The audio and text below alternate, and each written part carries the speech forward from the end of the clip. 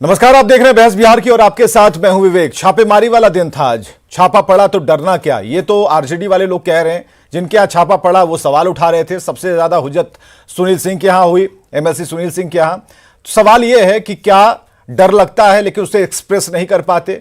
फिर सवाल ये है कि जो तेजस्वी कह रहे हैं कि डरने की कोई जरूरत नहीं है, या फिर जो जहां जहां छापेमारी हुई इसके बारे में जो सूचनाएं उन तक पहुंची, तो सदन में खड़े होकर जो जितनी भी ताकत के साथ तेजस्वी ने सामने कहा कि जहां पर बताया जा रहा है कि यहां पर छापेमारी हुई, वहां छापेमारी हुई, ये प्रॉपर्टी इनकी है, उसे साफ तौर पर डिनाई किया तेजस्वी यादव ने।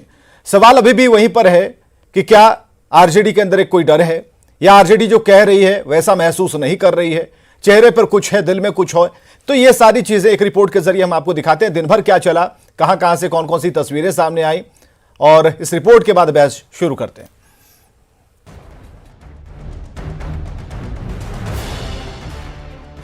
तारीख 24 अगस्त 2022, दिन बुधवार। पूरे बिहार को इंतजार था विधानसभा में होने वाले शक्ति परीक्षण का, लेकिन दिन की शुरुआत सीबीआई के छापे से हुई। सीबीआई ने आरजेडी के 5 नेताओं के 25 ठिकानों पर छापेमारी की। लैंड फॉर जॉब घोटाले में लालू के करीबी सहयोगी और आरजेडी के एमएलसी सुनील सिंह, पूर्व एमएलसी सुबोध राय, आरजेडी के 2 राज्यसभा सांसदों अशफाक करीम और फयाज अहमद, आरजेडी नेता सुभाष यादव और अबू दोजाना के ठिकानों पर छापेमारी हुई। अशफाक करीम के आवास पे सीबीआई के रेड चल रही है और इस वक्त देखिए सीबीआई के अधिकारी एक अलमीरा खोल रहे हैं। ये जो घर हम आपको दिखा रहे हैं वो अशफाक करीम का आवास है, पटना का आसियाना नगर का आवास। छापेमारी की शुरुआत सुबह 7:30 बजे हुई। 9:41 हुए थे जब एमएलसी सुनील सिंह के आवास पर रेड हुई। 10:05 पर आरजेडी सांसद अशफाक करीम के मेडिकल कॉलेज में रेड हुई। 10:06 पर मधुबनी में सांसद फयाज अहमद के घर पर रेड हुई। 10:15 पर आरजेडी सांसद अशफाक करीम की यूनिवर्सिटी में रेड हुई। 10:30 पर पूर्व एमएलसी सुबोध राय के आवास पर रेड हुई और 11 बजे सुभाष यादव और पूर्व एमएलए अबू दोजाना के ठिकानों पर रेड शुरू हो गई। सबसे ज्यादा तनातनी आरजेडी एमएलसी सुनील सिंह के यहाँ छापेमारी के दौरान हुई, जब आरजेडी कार्यकर्ताओं ने सीबीआई के खिलाफ नारेबाजी की। लगातार देखिए अभी भी गेट के पास काफी संख्या में लोग खड़े हैं और जो सुरक्षा कर्मी हैं वो अंदर गए हैं। गेट को फिलहाल बंद किया जा रहा है। इसी बीच खबर आई कि सीबीआई की टीम गुरुग्राम के एक मॉल भी पहुंची है। सीबीआई सूत्रों का कहना है कि मॉल तेजस्वी का है। प्राइवेट लिमिटेड नाम की कंपनी जो है उसका ताल्लुक सीधे तौर पर लालू प्रसाद यादव के परिवार से बताया गया है और यहाँ पर भी सीबीआई की रेड इस वक्त चल रही है। अंदर मौजूद हैं सीबीआई के अधिकारी, साथ ही इस कंपनी से जुड़े हुए जो लोग हैं वो भी यहाँ पर मौजूद हैं। हालांकि तेजस्वी यादव ने विधानसभा में इस बात का खंडन किया कि उनका गुड़गांव के मॉल से कोई लेना देना है। जो मेरा है ही नहीं, जबरन जो है मेरा नाम लिया जा रहा। सीबीआई की छापेमारी से बिहार की सियासत का माहौल गर्म है। सियासी आरोप प्रत्यारोप के बीच ये जान लीजिए क्यों हुई छापेमारी। दरअसल ये पूरा मामला नौकरी के बदले जमीन का है। 2004 से 2009 के बीच का ये पूरा मामला है, जब लालू प्रसाद देश के रेल मंत्री थे। आरोप है कि ग्रुप डी में नौकरी के बदले जमीनें ली गईं। कई लोगों ने लालू परिवार को जमीन गिफ्ट में दी, जिसकी जांच सीबीआई कर रही है। इस मामले में लालू प्रसाद और राबड़ी देवी के साथ उनकी बेटी मीसा भारती और हेमा यादव भी आरोपी हैं। मई में भी सीबीआई ने छापेमारी की थी। एक साथ 17 ठिकानों पर छापेमारी की गई थी। तब लालू प्रसाद के करीबी भोला यादव की गिरफ्तारी हुई थी। माना जा रहा है कि पूछताछ के बाद जो जानकारियां मिली उसी को लेकर सीबीआई ने लालू प्रसाद से जुड़े लोगों के ठिकानों पर छापे मारे। Bureau report, news 18। चलिए गेस्ट पैनल से आपकी मुलाकात करवाते हैं। मृत्युंजय तिवारी प्रवक्ता आरजेडी हमारे साथ हैं, अभिषेक झा जी प्रवक्ता जेडीयू से हैं, और इसके अलावा अभिरंजन कुमार वरिष्ठ पत्रकार हमारे साथ मौजूद होंगे। धनंजय गिरे जी बीजेपी के प्रवक्ता हमारे साथ मौजूद होंगे। इन 4 मेहमानों के साथ इस चर्चा को शुरू करते हैं। छापा पड़ा तो डरना क्या, लेकिन हम थोड़ी तेज गति में चलें उससे पहले हम जरा सदन चलते हैं, और सदन के अंदर तेजस्वी यादव ने जो बातें कही हैं वो पहले जो मुख्य 2 बातें कही, ये डर और डर के इर्द गिर्द वाली, ये हम स्क्रीन पर रखने जा रहे हैं। समाजवादी राजनीति के अंश और वंश हैं, अंश और वंश है। हम लोग डरने वाले लोग नहीं हैं कि आप लोग डराइएगा और हम लोग डर जाएंगे। अरे हम लोग बिहार के लोग हैं, दिल्ली में बैठे हुए लोगों को बिहार समझ में नहीं आ रहा है। ये हम लोगों को अगर धमका करके अगर डराने की कोशिश की जाएगी तो समझ जाइए कि बिहारी जो है डरने वाला नहीं है। आदरणीय माननीय मुख्यमंत्री नीतीश कुमार जी ने पूरे देश के ऑपोजिशन को जो देने का काम किया, देश के लोगों को एक उम्मीद देने का काम किया, आदरणीय लालू जी ने जो साथ दिया, हम कह सकते हैं कि उन लोगों के लिए एक बात है कि भैया जो लोग डरेगा वो लोग मरेगा, जो लोग लड़ेगा वो जीतेगा, ये होना। चलिए, तेजस्वी ने पते की बात कही, जो लड़ेगा वही जीतेगा। लड़ना चाहिए, हर किसी को लड़ना चाहिए, अपने प्लेटफॉर्म पर अपने लिए लड़ना चाहिए, लेकिन फिर डरना किन्हें चाहिए? जो गलती करेंगे उन्हें डरना चाहिए। तो आज जहां जहां कैमरा घुमा, जिन जिन जगहों पर कैमरा घुमा, सुनील सिंह का चेहरा थोड़ा सा बराबर वो विरोध करते नजर आ रहे थे, बालकनी में हमें नजर आए, बहुत कुछ कह रहे थे, लेकिन इस जांच पर सवाल उठाने से पहले जो डर वाली बात है उनके चेहरे पर झलक रही थी। डर क्यों है, किस बात को लेकर है? हम कुछ नहीं कह रहे, हम कोई जज नहीं है, हम ना सीबीआई हैं, लेकिन इतना जरूर है कि अगर छापा पड़ा तो क्यों पड़ा, इस पर बहस हो सकती है, बातचीत हो सकती है। एक सवाल और है जो हर जगह से पूछा जा रहा, आज ही क्यों पड़ा? आज ही जब बहुमत साबित करना था तो आज ही क्यों पड़ा? यह भी इसका एक एंगल है जो दिन भर खबरों से हम छान कर निकल कर लाए हैं। मृत्युंजय तिवारी जी, बड़ा जल्दी तैयारी हो रही थी, हम तो देख रहे थे सीबीआई का छापा पड़ रहा था और बाहर गेट पर बड़े बड़े पोस्टर सीबीआई का विरोध में। इतना जल्दी पोस्टर कैसे निकाल लेते हैं भाई? पहले से बनाकर रेडी रहता है क्या? नहीं, देखिए विवेक जी, अब तो बिहार की देश की जनता बच्चा बच्चा यूं कहें, ये बात समझ रही है, सब बात समझ रही है। इसे हमें बताने की ज़रूरत नहीं है क्यों हो रहा है, किसके इशारे पर हो रहा है, ये सब बात अब तो सुबह से चल रही है। हम तो ये कहेंगे, देखा है पहली बार बीजेपी के इशारों पर सीबीआई का विरोधी दलों के नेताओं पर प्यार। जिस तरह से सुबह उठते ही, जब से बिहार में सरकार बनी, इसका अंदेशा था कि हमारे विरोधी केंद्र सरकार के जो बीजेपी के 3 जमाई हैं वो आएंगे। इसलिए हमारे डिप्टी सीएम श्री तेजस्वी यादव जी ने कहा था पहले ही दिन कि आ करके अब हमारे यहाँ ही डेरा वो जमा लें, आईटी, ईडी, सीबीआई। इसकी तो लड़ाई है। आज तो बिहार विधानसभा में जिस तरह से हमारे नेता डिप्टी सीएम श्री तेजस्वी यादव जी ने हुंकार भरी है, ये दिल्ली की सरकार हिल गई है। अब जितना इनको जो करना है ये करें। अब दिल्ली हो, महाराष्ट्र हो, बंगाल हो, बिहार हो, सभी विरोधी दलों के यहाँ ये इसी तरह से भेजेंगे सीबीआई। आपको ऐसा क्यों लगता है? तो इसके बिहार में तो सिर्फ ली है अंगड़ाई। आपको वो होगा कि आज बीजेपी की केंद्र में सरकार है, ऐसा लगता है कि बीजेपी की केंद्र में सरकार है तो वो सीबीआई से कोई भी एक्शन करवा लेती है। हमें जरा बताइए कि कितनी सरकारों के बारे में आपको पता है, किन किन प्रधानमंत्री के बारे में पता है, किन किन देवेगौड़ा से लेकर तमाम प्रधानमंत्रियों का जिक्र आप कर ले सकते हैं, और कब कब छापेमारी की गई, कब कब एक्शन लिया गया? तो क्या सिर्फ बीजेपी को ही टारगेट करना एक मुहिम की तरह ये हो गया है, या फिर इसके अलावा कुछ है कहने के लिए जिसे आप कह सकते हैं? विवेक जी, हमने आपको ये कहा कि बीजेपी के तथाकथित जमाई से नहीं लड़ाई है। बेरोजगारी, महंगाई की बात किया तो भाजपा ने घर पर भेजी सीबीआई है।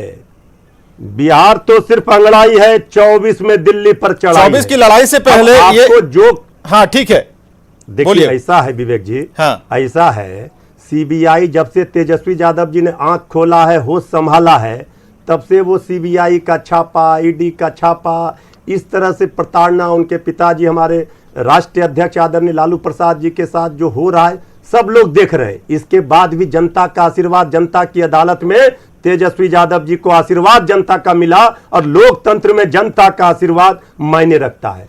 आप जिस साजिश और षड्यंत्र भ्रष्टाचार की बात कर रहे हैं, जो कमल छाप साबुन से स्नान करेगा वो सबसे बड़ा ईमानदार हो जाएगा, और जो नहीं करेगा वो भ्रष्टाचार हो जाएगा।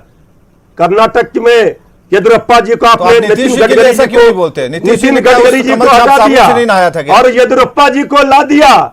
येदियुरप्पा जी कहाँ के संत हैं? नहीं तो नीतीश जी ने भी तो कमल छाप साबुन से नहाया था। अगर उस तरह से आप कहिएगा तो साबुन तो उनके पास भी था। नहीं, आदरणीय नीतीश कुमार जी के कंधे पर बैसाखी पर बीजेपी यहाँ सत्ता का सुख भोगती रही। अब उनको पता चलेगा ये सिंहासन हिल रही है दिल्ली की, असली वही लड़ाई है। दिल्ली ले चलते हैं। धनंजय गिरी दिल्ली से जुड़े हैं हमारे साथ, बीजेपी के प्रवक्ता धनंजय गिरी। अभी तक आपने बात सुनी होगी, इनका यह कहना है कि आपके कमल छाप कोई साबुन है तो उस साबुन से जो नहाएगा वो पाक साफ होगा, जो नहीं नहाएगा भाई वो धूमिल हो जाएगा, उस पर तरह तरह के आरोप लगेंगे। देखिए विवेक जी, सबसे बड़ी बात है कि जन सरोकार के लिए की जाने वाली राजनीति जब व्यक्ति और परिवार पर आके केंद्रित हो जाती है तो परिणाम ऐसे ही होते हैं। तुमने लूटे हैं जितने, सबके हिसाब करने हैं। तुम्हारी जुल्म के अभी कितने किताब खुलने हैं? अभी बहुत से पन्ने बाकी हैं जो खुलने हैं। बीजेपी का सब किताब खुलेगा है, ये पन्ना जो है ये कोई आज का नहीं है। जब आदरणीय लालू यादव जी मुख्यमंत्री हुआ करते थे, जब उनके हनक से सरकार चलती थी, देश में प्रधानमंत्री बनाने में उनकी अहम भूमिका होती थी, तब चारा घोटाला का शुरुआत हुई थी। और सुप्रीम कोर्ट से वर्डिक्ट है कि आपने मुख्यमंत्री रहते हुए घोटाला किया है। अभी तक इंतजार क्यों कर रहे थे भाई कि बिहारी को? अभी तक इंतजार किस बात का था? लेकिन हाँ, भ्रष्टाचारी को डरने की जरूरत है। प्रधानमंत्री जी ने 5 जने का अरे अभी तक इंतजार किस बात का था? को अब बर्दाश्त नहीं कि सिर्फ छापा मारना है? देखिए, परिवारवाद के लोग समाजवाद। अरे पूरा बिहार परिवार है, पूरे बिहार की जनता परिवार है, इसलिए तो तेजस्वी यादव जी पर आशीर्वाद है। जीते जी अपने बेटे रामनाथ। अब ये तो आप देख ही रहे हैं, बीजेपी का सपना चकनाचूर हो गया। इसीलिए बीजेपी छटपटा रही है बिना जल के मछली की तरह। ये छटपटाहट बौखलाहट बढ़ेगी, ये पीड़ा और बढ़ेगी। बीजेपी की जो छटपटाहट है वो अपनी बात है, लेकिन आप अपने सवाल को रखिए ना। नहीं ठीक है धनंजय गिरी जी, एक सवाल इनकी तरफ से ये भी है कि आज के ही दिन को क्यों चुना? इनसे पूछिए अभी आज ही क्या किया? कब थे आदरणीय लालू प्रसाद जी रेल मंत्री? आप अपने किए गए अपराध गुना। अरे हमने जो किया, जनता ने आशीर्वाद हमें दिया।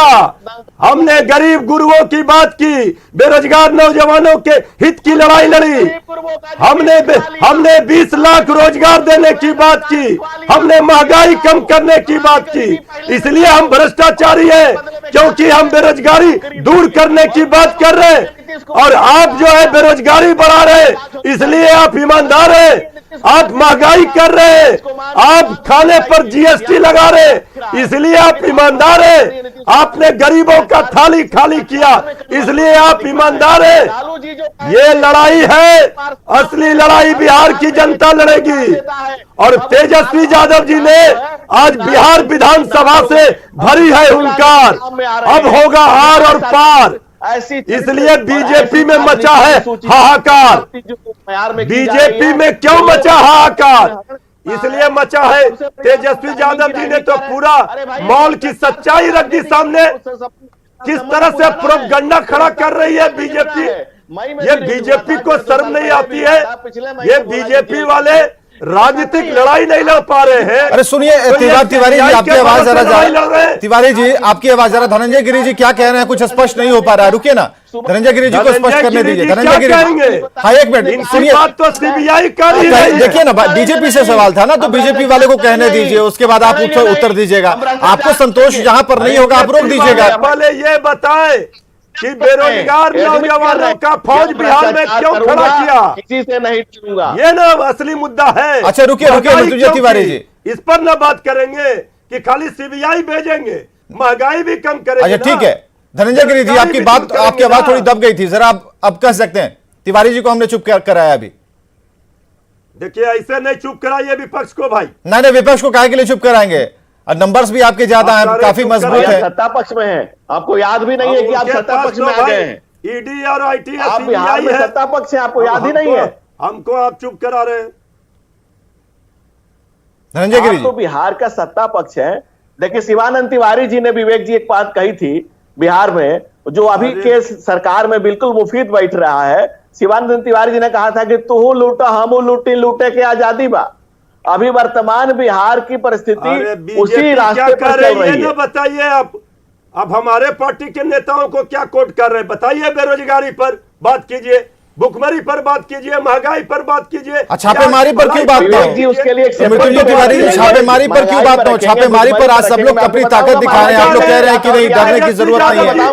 क्या था और क्या रोजगार की आपको बताऊंगा कि भ्रष्टाचार हो गए। आज जिस विषय पर बात हो रही है, आप एक्सेप्ट कर रहे हैं कि हाँ हम भ्रष्ट हैं, बिहार के हित की, लेकिन हम डरेंगे नहीं। भ्रष्टाचार करूंगा और किसी से नहीं डरूंगा, नहीं चलेगा। आरजेडी का आज का सूत्र वाक्य जो है, विवेक जी जो स्लोगन निकल के आया है वही है कि भ्रष्टाचार करूंगा और किसी से नहीं डरूंगा। आखिर बेरोजगारी की मार से नौजवान क्यों परेशान है? तो दे रहे हैं ना, भ्रष्टाचार में भी तो सब बोल दीजिए। तो आप लोग दे रहे हैं ना, 20 लाख तो दे ही रहे हैं। तो क्या रोजगार तो दे रहे हैं ना, नई सरकार दे रही है रोजगार। बीच में लाठी डंडे दे रही है, वो अलग बात है। आप लोगों ने भ्रष्टाचार को शिष्टाचार ही मान लिया है, कि भ्रष्टाचार ही हमारा शिष्टाचार है। क्या ऐसा आप लोगों ने मान लिया है? आज भ्रष्टाचार पे बात हो रही है, आज सीबीआई के एक्शन पे बात हो रही है। और अगर ईडी के छापे जो केस में पड़े और 8 साल में विवेक जी 1.25 लाख करोड़ रुपए की वसूली हुई है, तो ये ईडी के छापों को कैसे जस्टिफाई करते हैं? चलिए जरा बढ़ते हैं जेडीयू की तरफ। अभिषेक जी हमारे साथ मौजूद है। अभिषेक गरीब जनता ने पहली बार अभिषेक, छापा पड़ा तो डरना क्या, खुलकर लड़ेंगे। बिहार के लोग नहीं डरते हैं। तेजस्वी ने अपनी बात की, रुकिए तो पैसे के साथ हाँ धनंजय गिरी जी एक मिनट रुकिए। अभिषेक झा जी, किसी से नहीं डरेंगे, छापा पड़ने दीजिए। मैं आपके सवाल को सुन नहीं पाया विवेक, कृपया। सवाल वही है, छापा पड़ा तो डरना क्या, छापा पड़ने दीजिए, अपना काम करने दीजिए उनको। हम अपने मस्त में रहेंगे, अपने काम में मस्त रहेंगे। तेजस्वी यही कहना चाह रहे थे, और क्या जेडीयू इस बात को सपोर्ट करिए? कहीं कोई डर नहीं है, कहीं कोई भय नहीं है, या फिर बीजेपी पर आपके भी कुछ आरोप हैं? विवेक जी, पूरा देश इस बात को देख रहा है। आखिर क्या ऐसी खास बात है कि सिर्फ विपक्ष के नेताओं के यहाँ ही ईडी, सीबीआई और आईटी की रेड होती है?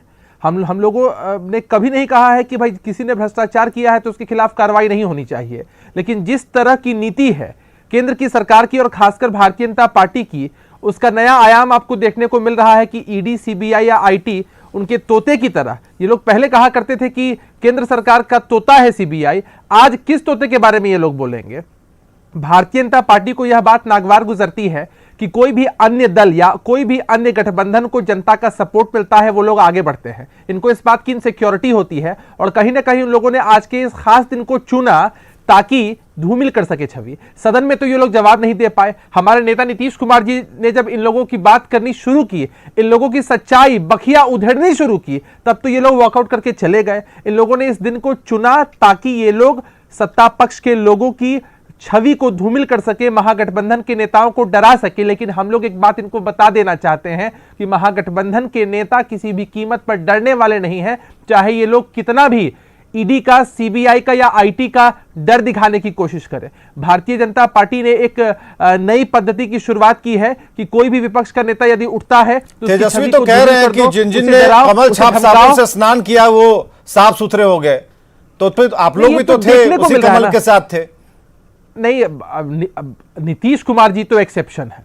नीतीश कुमार जी को अगर आप उजला कुर्ता पहनाकर भ्रष्टाचार रूपी काल कोठरी में भी भेज देंगे तो भी एक छींटा दाग उन पर नहीं लग सकता है। यही उनकी राजनीतिक पूंजी रही है, राजनीतिक विरासत इतने लंबे। चलिए हम आपके पास तुरंत आएंगे, अभिषेक आएंगे। आपने बहुत अच्छा डिबेट का अच्छा पॉइंट बताया था। अभिरंजन कुमार जी हमारे साथ वरिष्ठ पत्रकार हैं। जब हम ब्रेक से जाने से पहले अभिरंजन जी की एक राय लेते हैं, उसके बाद ब्रेक पे आएंगे, तब भी अभिरंजन जी से ही शुरू करेंगे। अभिरंजन जी, जो चल रहा छापेमारी से डर क्या, सभी लोग यही कह रहे हैं। राबड़ी जी ने कहा, तेजस्वी कह रहे हैं, और आरजेडी के सभी लीडर कह रहे हैं कि डरने की कोई जरूरत नहीं है।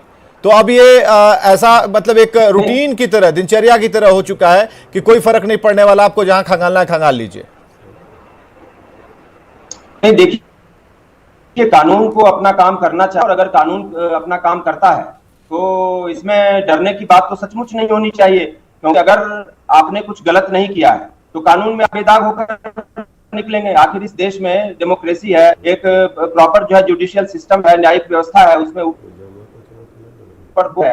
अगर सीबीआई, ईडी कुछ गलत कर रही है, किसी गलत मामले को लेकर कोई आरोप कर रही है, छापे डाल रही है, तो वो कोई जाकर वो मामला टिकेगा नहीं। तो इसलिए अगर इसके राजनीतिक पहलू पर को एक तरफ रखे भी, तो अगर छापे पड़ रहे हैं, जांच हो रही है, भ्रष्टाचार के आरोप हैं और बयान ये दिया जा रहा है कि डर हमें नहीं लगता, तो अच्छी बात है, डरना भी नहीं चाहिए मेरे ख्याल से। इसमें दिक्कत क्या है?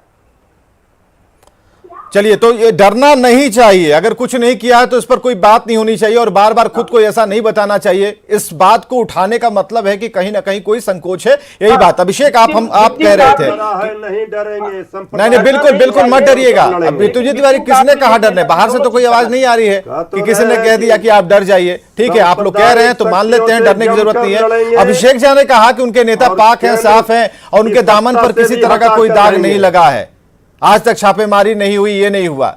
लेकिन जिस साबुन की बात आप कर रहे हैं, नीतीश जी अब आपके साथ हैं, नीतीश जी मुख्यमंत्री हैं और आपकी तरफ से डिप्टी सीएम तेजस्वी यादव हैं। हमें जरा एक बताइए, तो क्या यहां पर जेडीयू ये बताने के लिए कि हम धुले हुए हैं, बाकी लोग का देख लीजिए, यही सब हो रहा है? हमसे सवाल है, ये सवाल अभिषेक से। जी आप सवाल दोहरा दीजिए, आवाज कट रही थोड़ी। यानी कि आप ध्यान में नहीं रहते हैं, तब तो जवाब मृत्युंजय तिवारी से लेंगे। तब मृत्युंजय तिवारी को अब आप आवाज कट रही थी आपकी। नहीं, मृत्युंजय तिवारी जी। जी हाँ, सवाल यही है कि जिस साबुन की आप बात कर रहे हैं कि जो धुले, जिससे नहाएगा वो धुल जाएगा, ये कमल छाप साबुन की बात अभिषेक ने साफ तौर पर कह दिया कि हमारे नेता के दामन पर कोई दाग नहीं है, हमारे यहाँ कोई छापेमारी इस तरह की चीजें नहीं हो सकती हैं, क्योंकि नीतीश कुमार पाक है, साफ है। लेकिन आपके यहां अगर लगातार छापेमारी हो रही है तो क्या सवाल है? सवाल यही है कि क्यों छापेमारियां हो रही हैं, एक के बाद एक क्यों छापेमारी हो, और इतने सारे जो नेता हैं, एक दो मत कहिए, 4-5 ठिकानों पर तो ऐसे ही छापेमारी हुई है। देखिए विवेक जी, एक बात स्पष्ट है कि बिहार में समाजवादी सरकार बनी है।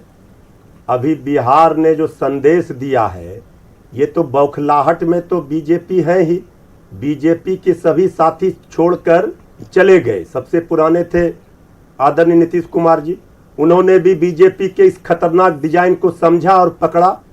अब तेजस्वी यादव जी ने, हमारे माननीय उप मुख्यमंत्री जी ने आज जो सदन में जिस तरह से वॉशिंग पाउडर से धोया है बीजेपी वालों को, ये तो आप लोग देख ही रहे हैं। ओजस्वी प्रतिभा तेजस्वी जी की आज दिखी है, उनका लोहा विरोधी भी मान रहे हैं। ये मुद्दे की बात होनी चाहिए, पढ़ाई, कमाई, दवाई, सिंचाई, सुनवाई, कार्रवाई, ये कहां से आ गई सीबीआई? यही तो लड़ाई है। और आदरणीय नीतीश कुमार जी भी ये बात समझ रहे हैं, इसलिए आदरणीय नीतीश कुमार जी अभिभावक बनकर तेजस्वी यादव जी को आशीर्वाद देने के लिए साथ आए हैं कि ये नौजवान उस लड़ाई को अंजाम तक पहुंचाएगा जो आदरणीय लालू प्रसाद जी, आदरणीय नीतीश कुमार जी, समाजवादी हमारे पुरखों ने लड़ी है, उस लड़ाई को इसलिए हम अभिरंजन जी के पास आएंगे, छोटे से ब्रेक के लिए यहाँ रुकते हैं। इस बात को, अभी डिबेट लगातार जारी है, आप लोग कहीं मत जाइएगा और जिन्हें कमेंट बॉक्स भरना है अपने कमेंट से वो जरूर लिखते जाएं, ताकि हमें कुछ पता चल रहा है कि आपके मन में क्या चल रहा है इस डिबेट को लेकर, इस विषय को लेकर के। तो जरूरी है कि आप लोग जुड़े रहिए और ये डिबेट अभी भी जारी है।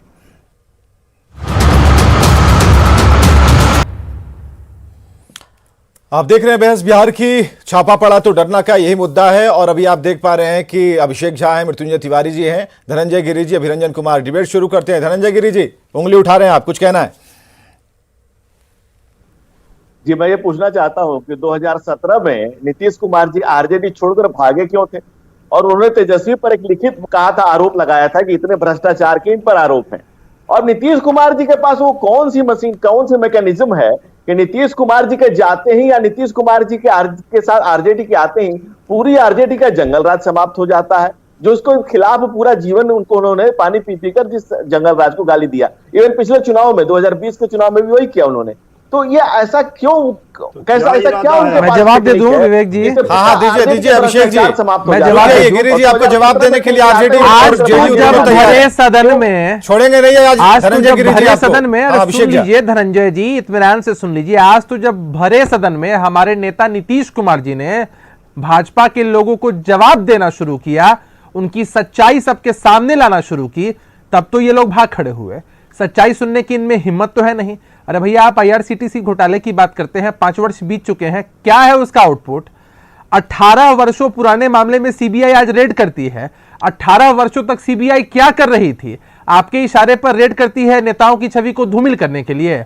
और ये वही भारतीय जनता पार्टी है जो गठबंधन में रहकर घटक दलों को कैसे समाप्त किया जाए, कमजोर किया जाए, ऐसी नीयत रखती है। ये वही भारतीय जनता पार्टी है जिसके राष्ट्रीय अध्यक्ष कहते हैं कि जो दल क्षेत्रीय हैं उनको समाप्त करना है, भारतीय जनता पार्टी ही सिर्फ बचेगी। तो इनकी यानी तो कि नीति ऐसी ही है, भारतीय इनकी तो जनता नीति पार्टी ही से ऐसी है आपके नेता कि ये सबको समाप्त करना है। अरे घबरा आप कि गए मैं हैं, समाप्त हो जाऊंगा। बौखला आप गए देखिए, हैं, इस फ्रस्ट्रेशन फैसला आपका दिख रहा है चैनल धनंजय पर जी। बैठ करके अरे आपको हमारे सत्ता से पास बेदखल जो होना ये पड़ा, मान रहे उसका हैं फ्रस्ट्रेशन कि इस तरह नीतीश दिखाइएगा, आदरणीय उस तरह से नीतीश घबरा गए थे दिखाइएगा, कि वो समाप्त हो उस जाएंगे। तरह से दिखाइएगा। क्योंकि फिर आपके पास अरे क्या हुआ वैचारिक आपके बल साथ? नहीं होगा, अरे आपके साथ क्या हुआ? सैद्धांतिक बल नहीं सत्ता से होगा। बेदखल हो गए जब ना। आप समीकरण अरे में सत्ता बैठा से करके बेदखल हो गए कभी तो इसके आपकी कंधे, बौखलाहट कभी सामने आ उसके कंधे, जाएगी। खुद के पैरों सत्ता में से ताकत नहीं बेदखल होगी, होने का जिंदगी फ्रस्ट्रेशन इस अपने तरह से कंधे जाहिर पर मत दी कीजिए। जाती है। अरे आप दूसरे याद के कंधे रखिए, पे तनाजे 2014 निकलते हैं। वाले ये बात है कि 2024 में नहीं आएंगे, दूसरे के कंधे और पर अब निकल तो रहे हैं। विपक्ष लामबंद ये होगा, राजनीति में एकजुट जो होगा, लड़ाई चल और रहा तब है, आपको मुंह ये की उसका खानी अंतिम पड़ेगी। समय आ आपने गया क्या अभिषेक सोचा? जी।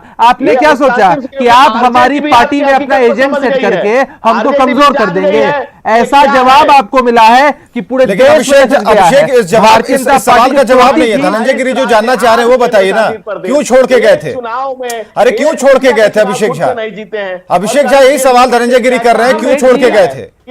और अब जब लौट के आए हैं, हमारे नेता ने सभी अरे थोड़ा शांत होंगे तब तो मैं जवाब हाँ धनंजय जी रुकिए, आपके सवाल को हमने रिपीट कर दिया है, रुकिए। पूरे देश ने देख लिया है, पूरे देश तब तो मैं जवाब दे पाऊँ। धनंजय गिरी जी रुक जाइए। तो आज हमारे गिरिराज सिंह नहीं धनंजय जी थोड़ा दूर बैठे हैं ना, इसलिए थोड़ा आवाज। अरे फ्रस्ट्रेशन मत दिखाइए धनंजय जी, फ्रस्ट्रेशन मत दिखाइए। हम जानते हैं आप सत्ता से बेदखल हो चुके तो हैं। धनंजय जी बता धनंजय जी बता रहे हैं, अभिषेक बता रहे हैं, रुक जाइए। सत्ता से बेदखल हो चुके हैं, बेचारे हो चुके हैं। आपके स्पीकर है कि भाई कुर्सी छोड़ने को तैयार। अच्छा अभिषेक जी बताइए, क्यों छोड़ के गए थे नीतीश कुमार? ये तैयार होना बताइए। पड़ा आप लोगों को। नीतीश कुमार क्यों छोड़े? नीतीश कुमार ने तेजस्वी का तब साथ क्यों छोड़ा था? बखूबी सब कुछ आप लोगों के सामने मुखातिब होकर एक्सप्लेन किया है। ये दिया और आज हमारा सवाल है कि उस IRCTC घोटाले का क्या हुआ भाई? आप सिर्फ आरोप लगाकर भाग जाइएगा, आप सिर्फ आक्षेप करके भाग जाइएगा। आपने आज तक उस पर कोई जवाब नहीं दिया, आज तक कोई इसमें डेवलपमेंट नहीं हुआ, और आप किसी की छवि को खराब करना चाहते हैं।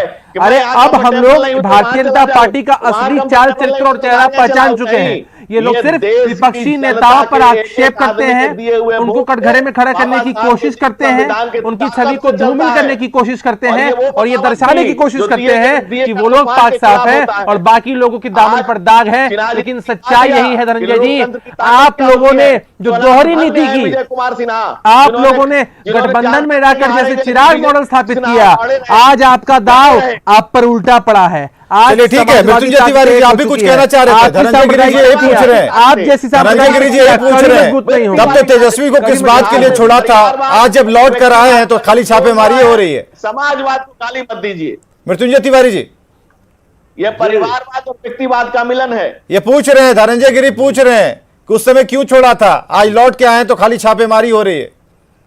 तब तो तेजस्वी को कटघरे में आपने खड़ा किया था। देखिए विवेक जी, जब जब सत्ता बौराती है तब तब जनता अंगड़ाई लेती है।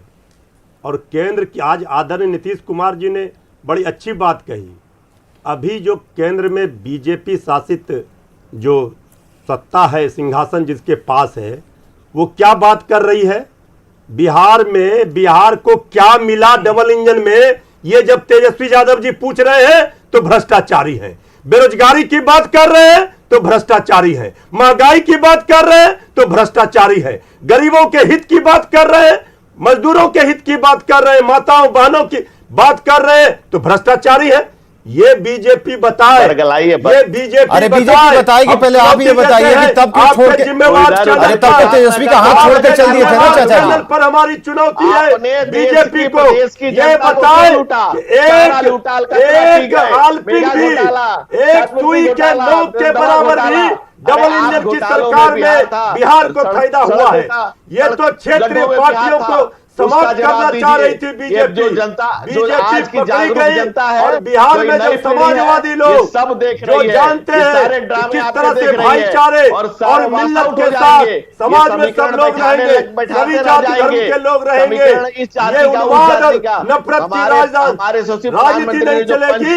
इन दंगाइयों को जब आदरणीय नीतीश कुमार जी ने सत्ता से बेदखल किया तेजस्वी यादव जी भ्रष्टाचार जब सत्ता इसकी से बाहर जड़ कर दिया समाप्त तो होनी ये तय बौखला है। रहे और बिहार भी उनके बौखलाहट बदलाव से से अछूता नहीं जनता में रहेगा। घबराहट नहीं बिहार भी है, इस बदलाव का हिस्सा जनता बनेगा। के चेहरे उस पर बदलाव खुशी में है। बढ़ चढ़कर के भूमिका देखिए लेगा। बिहार के और ये नौजवानों में खुशी व्यक्तिवाद है और बिहार परिवारवाद। ठीक है सर, अभिरंजन जी के पास सर हम चलते हैं। अभिरंजन जी जरा बताइए, अभिरंजन जी हमारे साथ मौजूद हैं। अभिरंजन जी अगर सुन पा रहे तो बताइए, ये बीजेपी का एक बहुत बड़ा कमेंट है जो सदन में भी और यहाँ भी दोनों एक जगह पर एक सवाल के तौर पर सामने आया। तब क्यों छोड़ा था और तब कौन सा भ्रष्टाचार आपको नजर आ रहा था जो अब सब कुछ साफ हो गया, पाक हो गया? दिल्ली की भी जाएगी। नीतीश जी के लिए देखिए, अरे रुक जाइए, सुनिए अभिरंजन कुमार जी को। हाँ अभिरंजन जी, देखिए मैं एक न्यूट्रल कमेंट ये कर रहा हूं कि जिस तरह से नीतीश जी के निरपेक्षता और सांप्रदायिकता जो है सुविधा की राजनीति का हिस्सा है, जब वो भारतीय जनता पार्टी के साथ होते हैं सांप्रदायिकता उनके लिए मुद्दा नहीं होता है। आज वो भरी सदन में कह रहे थे, जो जदयू के प्रवक्ता बोल रहे हैं, भरे सदन में वो ये कह रहे थे कि हम लालकृष्ण आडवाणी जी की वजह से भारतीय जनता पार्टी में थे, उनकी बात नहीं सुनी जा रही, इसलिए हमने 2013 में नाता तोड़ा। और राष्ट्रीय जनता दल के हमारे सारे साथी बताते हैं कि लालकृष्ण आडवाणी सांप्रदायिकता की जननी है इस या जनक है इस देश के अंदर। तो आप देखिए कि ये भी विरोधाभास है। उसके बाद इसी तरह से ये लोग भ्रष्टाचार के मामले में भी क्या करते हैं, यही आरजेडी के लोग बताते रहते थे पिछले 10 साल से कि बिहार में कोई आरसीपी टैक्स चलता है, और वो आरसीपी टैक्स का तक 10 साल से जिक्र नहीं हुआ।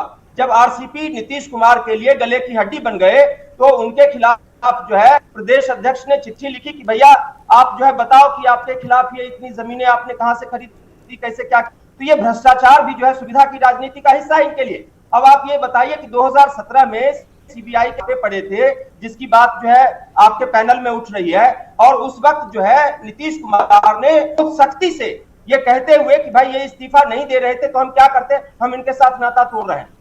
बार बार उन्होंने इस्तीफा मांगा, इस्तीफा देने के लिए दबाव बनाया।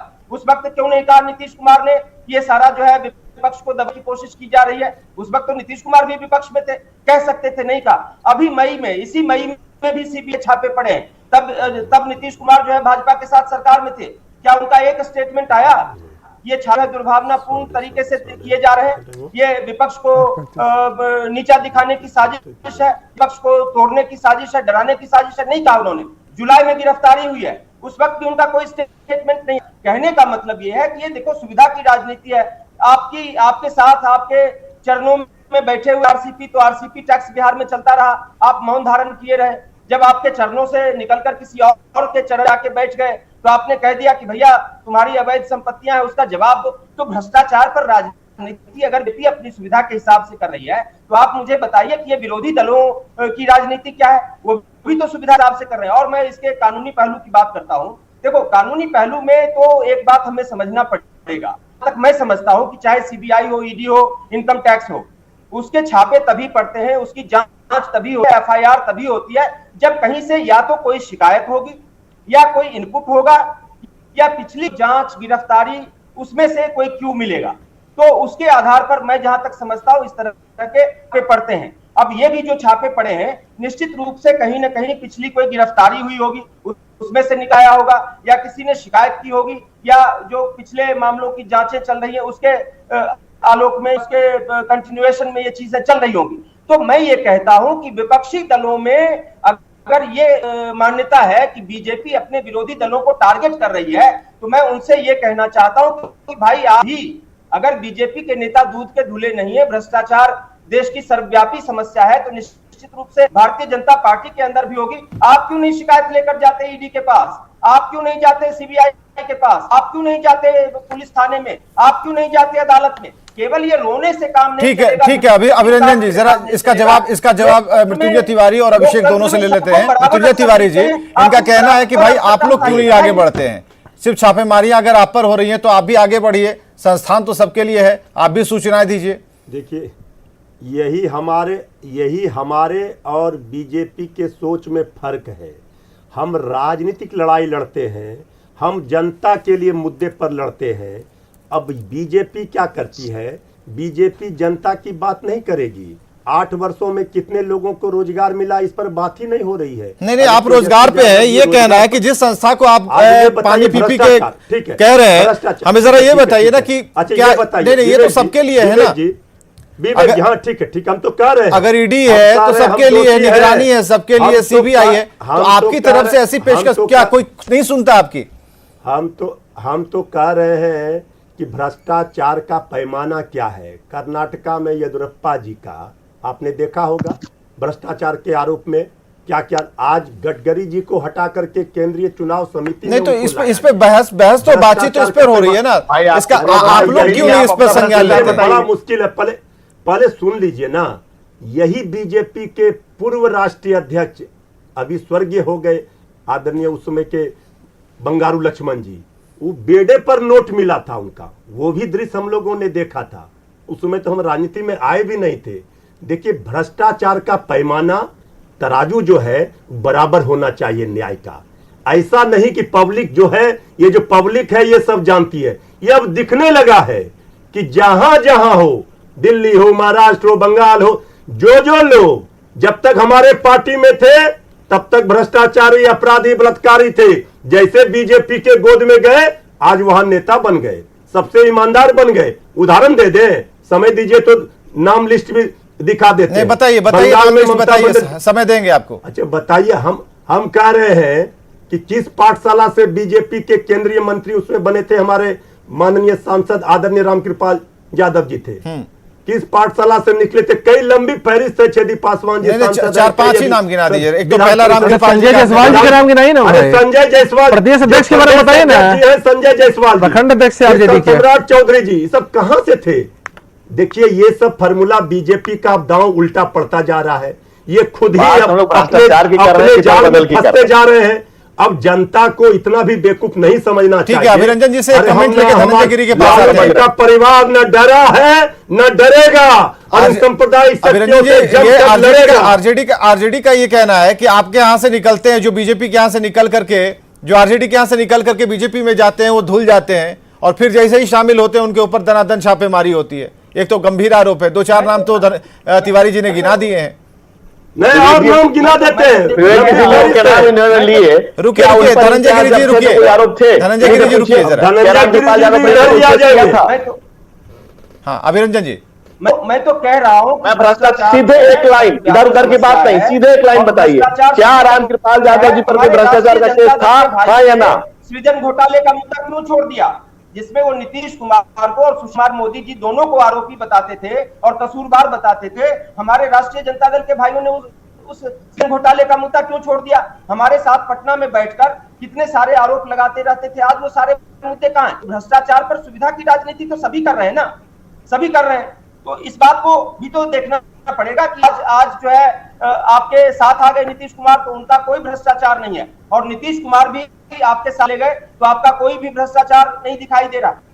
नीतीश कुमार ने क्या क्या नहीं कहा लालू यादव और उनके परिवार के लिए। मैं किसी आरोप की पुष्टि नहीं करता हूं, क्योंकि आरोपों की पुष्टि करना जांच के बाद सबूतों के साथ ये कानून व्यवस्था का काम है, अदालतों का काम है। मैं किसी आरोप की पुष्टि नहीं करता, लेकिन नीतीश कुमार ने क्या क्या नहीं कहा लालू परिवार के खिलाफ, और लालू कुमार ने क्या क्या नहीं कहा नीतीश कुमार के खिलाफ। तो आप अगर सत्ता की राजनीति के लिए भ्रष्टाचार के आरोप लगाते लगाते गलबहियां कर सकते हैं, तो यह सुविधा तो बीजेपी को भी प्राप्त है, और बीजेपी वही चीज कर रही है। मैं उससे एक बड़ी बात कह रहा हूं कि अगर बीजेपी चुन चुन कर विपक्षी नेताओं को टारगेट कर रही है, तो मैं आप चीज कह देता हूं कि प्रधानमंत्री नरेंद्र मोदी ने लाल किले से कहा कि भ्रष्टाचार के खिलाफ हम एक निर्णायक युद्ध छेड़ेंगे, और उसी दिन से हम लोगों को, सब लोगों को पता है कि अगर नरेंद्र मोदी ने लाल किले से कहा है तो भ्रष्टाचार के खिलाफ जो है देशव्यापी कार्रवाई होगी। तो मैं ये कहता हूं, और अभी उनके पास पौने 2 साल है लोकसभा के चुनाव में, तो 2 साल, पौने 2 साल का समय बहुत बड़ा समय होता है। अगर भारतीय जनता पार्टी का एजेंडा है और अगर भारतीय जनता पार्टी उस एजेंडे के तहत ये कार्रवाई कर रही है, तो 2 साल में उसे साबित करना पड़ेगा ये जो कार्रवाइयां उसने की थी वो कितनी सच्ची थी, और अगर ये कार्रवाइयां बिना परिणाम साबित हो गई, इन कार्रवाइयों से कोई परिणाम अगर नहीं निकला, किसी निर्णायक नतीजे पर ये कार्रवाइयां नहीं पहुंची, ये जो विपक्ष के नेता कह रहे हैं, मैं तो इनसे बड़ी बात कहना चाहता हूं कि फिर भारतीय जनता पार्टी को 2024 के लोकसभा चुनाव जवाब देना पड़ेगा जनता को। ये अगर ये इस ठीक है सर, धनंजय गिरी कि केवल फंसाना है, ठीक है सर, तो ये तो उल्टा पड़ जाएगा। हाँ, तो इसलिए मैं कहता हूं, धनंजय गिरी जी अपनी बात पूरी कीजिए। भ्रष्टाचार के खिलाफ अगर कार्रवाई होती है, विवेक जी, कार्रवाई होती है, धनंजय गिरी जी, ऐसा है कुछ देर पहले एक आरोप लगा था जी, सीबीआई और ईडी को, जी, के ऊपर। आप बताइए, हाई सुप्रीम कोर्ट ने कहा था कि it looks like a parrot cage, तो ये हमारा आरोप नहीं था, ये कांग्रेस के राज में था। और एक भी जांच एजेंसी अगर हमारे शासनकाल में बनी हो तो आप बता दीजिए, एक भी जांच एजेंसी। ये सारी जांच एजेंसियां कांग्रेस पार्टी के समय बनी। और सबसे मजेदार बात ये देखिए कि जिस व्यक्ति के सिग्नेचर से ईडी का निर्माण हुआ, पी चिदम्बरम, वो सुप्रीम कोर्ट चलिए, एक बड़ी खबर आ गई, सुन पावर को लीजिए। बड़ी खबर दिल्ली से आ गई, सीबीआई सूत्रों के हवाले से बड़ी खबर है। सीबीआई की छापेमारी में बड़ी कामयाबी मिली है। 200 से ज्यादा प्रॉपर्टी के डीड मिले, सेल डीड मिले हैं। गुरुग्राम में तेजस्वी की संपत्ति के सबूत मिले हैं। व्हाइट लाइन प्राइवेट लिमिटेड में लालू परिवार के शेयर मिले हैं। एक बड़ी खबर हम आपको बता रहे हैं। और शंकर आनंद हमारे साथ फोन लाइन पर है, ध्यान से सुनिएगा। शंकर, क्या खबर है? निश्चित तौर पर देखिए, इस वक्त में जो हमारे सीबीआई के सूत्र बता रहे हैं कि आज जो दिन भर में छापेमारी हुई है, उसी छापेमारी के दौरान तकरीबन 200 से ज्यादा प्रॉपर्टी के सेल डीड मिले हैं। और जिस तरह से बकायदा उन तमाम दस्तावेजों को जब्त किया गया है, जो सेल डीड को जब्त किया गया है, और आज जो है इस कहा जा सकता है इस सर्च ऑपरेशन के दौरान जो जिस तरह से दस्तावेज मिले हैं, निश्चित तौर पे कहा जा सकता है कि लालू परिवार से जुड़े हुए कई लोगों की मुश्किलें आने वाले वक्त में बढ़ सकती हैं। और इसके साथ साथ कुछ स्थानों पे भारी मात्रा में नकदी भी बरामद हुआ है, जिसे अभी भी काउंट करने का काम इस वक्त में किया जा रहा है। शंकर, एक और भी जानकारी चाहते हैं, जो व्हाइट लाइन प्राइवेट लिमिटेड के बारे में या फिर सदन में जिस प्रॉपर्टी के बारे में आज तेजस्वी ने डिनाई किया, मानने से इनकार किया, उस बारे में क्या खबर है? देखिए, जिस तरह से गुरुग्राम स्थित जो एक कंपनी है और उसके जो प्रॉपर्टी और लोकेशन पर आज व्हाइट लैंड जो प्राइवेट लिमिटेड नाम की जो कंपनी है और उससे जुड़े हुए तमाम प्रॉपर्टी पे आज जिस तरह से सीबीआई के द्वारा सर्च ऑपरेशन को अंजाम दिया गया, तो इतना तो स्पष्ट है कि जिस तरह से हमारे सीबीआई के सूत्र बताते हैं कि इस प्रॉपर्टी का और इस कंपनी का जो वास्ता है वो लालू परिवार से काफी नजदीक है। और इसी बात को ध्यान में रखते हुए इस सर्च ऑपरेशन को आज अंजाम दिया गया। लेकिन उस प्रॉपर्टी में किसका किसका अधिकार है और किन किन लोगों का विशेषाधिकार है, किस तरह से उसमें कंपनी में पैसे का आया, किस तरह से पैसे का निवेश हुआ, किस तरह से प्रॉपर्टी किन किन लोगों के नाम है, इसके बारे में सीबीआई अभी तक औपचारिक तौर पर जवाब नहीं दे रही है।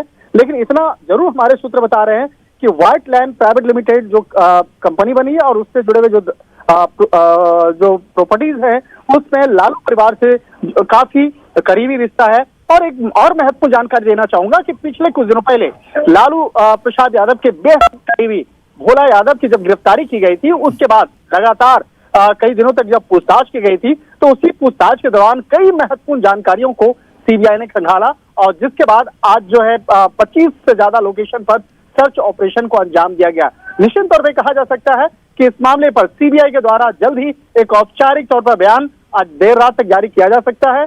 और इस मामले पर आज दिन भर की जो सर्च ऑपरेशन के दौरान कहां कहां सर्च हुआ है और क्या क्या सर्च ऑपरेशन के दौरान मिला है, तो कहा जा सकता है कि 1 से 2 घंटे के अंदर इस मामले की औपचारिक तौर पर जानकारी सीबीआई के द्वारा साझा किया जा सकता है। बहुत बहुत शुक्रिया शंकर आनंद तमाम जानकारियों के लिए। तो बड़ी खबर हम आपको बता रहे हैं, गुरुग्राम में तेजस्वी की संपत्ति का जो बात जो चल रही थी, जिसे तेजस्वी ने सदन में भी कहा कि उससे कोई लेना देना नहीं है, लेकिन अंदर जो सूत्रों के हवाले से, सीबीआई सूत्रों के हवाले से हमारे सहयोगी ने एक खबर ब्रेक की है। उन्होंने बताया है कि जो बड़ी खबर है इस पूरे मामले पर, जो दिन भर छापेमारी गई उसमें भारी मात्रा में कैश भी बरामद किए गए। तो सीबीआई सूत्रों के हवाले से यह बड़ी खबर हम आपको बता रहे हैं। 200 से ज्यादा प्रॉपर्टी के डीड मिले हैं और जो सूत्र बता रहे हैं, सीबीआई के सूत्र बता रहे हैं, उसमें तेजस्वी की संपत्ति के भी सबूत मिले हैं। और आगे देखिए खबर तो समझिए।